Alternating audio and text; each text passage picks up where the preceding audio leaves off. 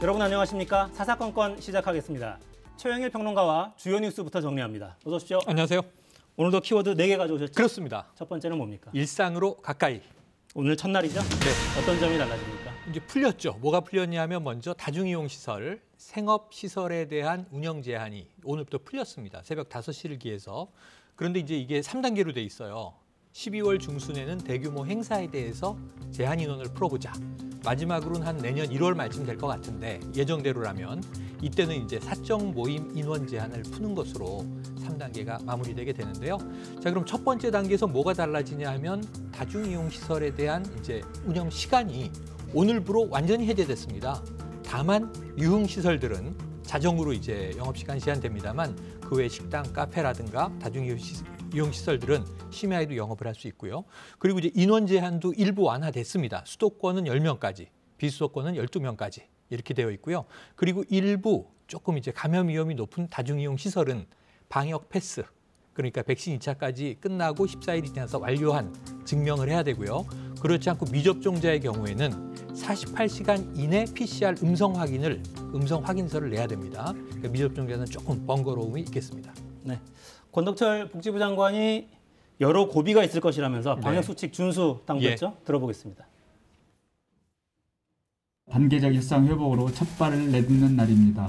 일부 고위험 시설에는 방역 패스라 이름 붙인 접종 증명, 음성 확인제를 한시적으로 도입하여 보다 안전하게 시설을 운영하고 접종 여부와 관계없이 수도권은 10명, 비수도권은 12명까지 모임을 가질 수 있습니다.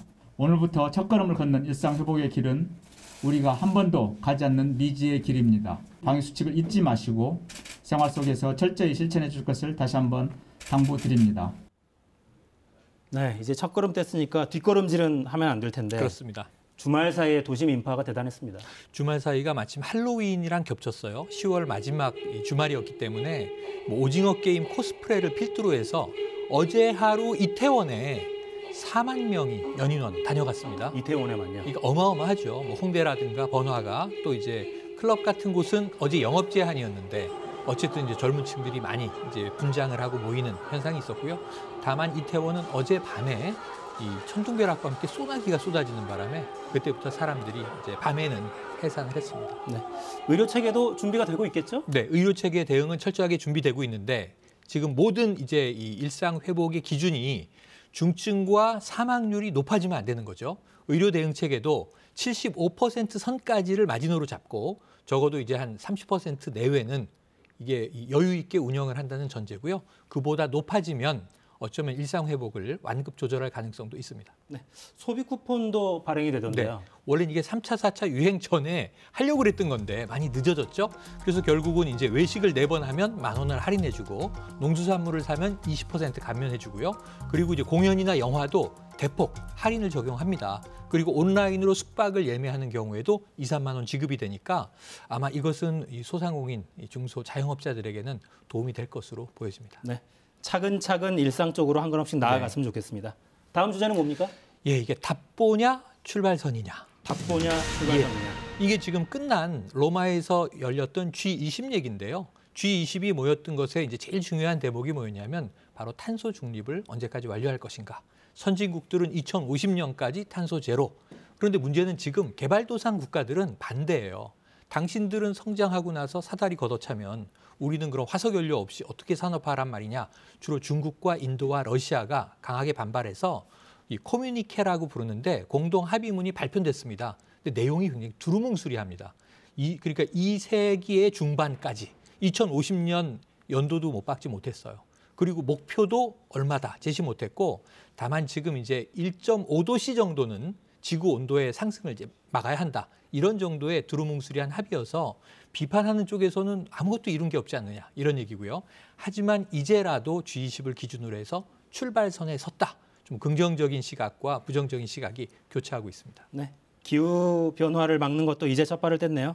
이것도 한 걸음씩 나가야죠. 그렇습니다. 다음 주제는 뭡니까? 세 번째. 세 번째. 세 번째인데요. 오늘 오전에 안철수 국민의당 대표가 드디어 대권 도전을 선언했습니다. 그런데 여기에 대해서 중요한 게 완주할 것이냐, 단일화는 어떻게 할 것이냐, 그다음에 이제 정말 삼수 아니겠습니까? 대권 도전 삼수 어떤 전략으로 어떻게 갈지 안철수 대표에게 지금 이목이 집중된 하루였습니다. 네. 삼수생의 대선 출사표 한번 들어볼까요? 현 정권은 경제 무능, 안보 무능, 백신 무능에다가 권력 사유화를 통해 내 편 지키기, 내 편만 살찌우기에 몰입했습니다. 이제는 5년마다 반복되는 악순환에서 탈출하기 위해 판을 갈아야 할 때입니다. 저 안철수는 어떤 가시밭길이라도 꿋꿋하게 그 길을 가겠습니다. 네, 네. 결기를 보이는데 관심사는 완주 여부네요. 그렇습니다. 그러니까 이 단일화 하느냐, 정말 또 철수 안 할 거냐, 완주하실 거냐 이런 질문들인데 일단 당선을 목표로 나왔다. 자신으로 정권 교체를 할 것이다. 국민의힘 주자가 이번 금요일에 결정되면 단일화 얘기가 야권에서 당연히 나오게 될 텐데 단일화를 하더라도 나로 단일화한다. 일단은 출발점에서는 의지는 강해 보이는데 지켜볼 상황입니다. 네, 자세한 내용은 잠시 후 여의도 사사건건 코너에서 좀 더 알아보겠습니다. 마지막 주제는 뭡니까? 예, 10배 열흘인데요. 10배 11.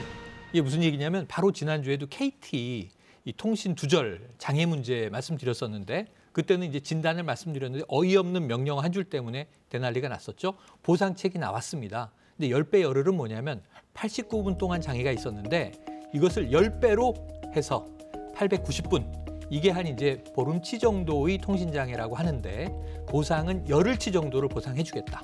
그럼 이 통신 비용을 감면해 주는 거예요. 할인해 주는 건데 개인의 경우에는 한 5만 원 요금제를 쓰고 있다면 한 1,000원 정도 감면이 되고요. 소상공인 타격이 컸는데 결제도 안 되고 하지 않았습니까? 소상공인의 경우에는 한 7,000원에서 8,000원. 요 정도 선에서 개인이나 또는 업소나 만족스럽진 않은 금액으로 보이는데 또 KT 차원에서 보면 보상을 많이 해줘야 되니까 한 350억에서 400억 원 정도가 보상비로 나가게 될 전망입니다. 네, 10배 10이라니까 큰 돈인 것 같은데 크지 금액을 않습니다. 들어보니까 또 그렇지 않고 근데 왜 그렇게 월 요금은 비싸게 느껴지는 걸까요? 소비자 단체의 반발이 불보듯합니다. 네, 그렇습니다. 최영일 평론가 수고하셨습니다. 고맙습니다.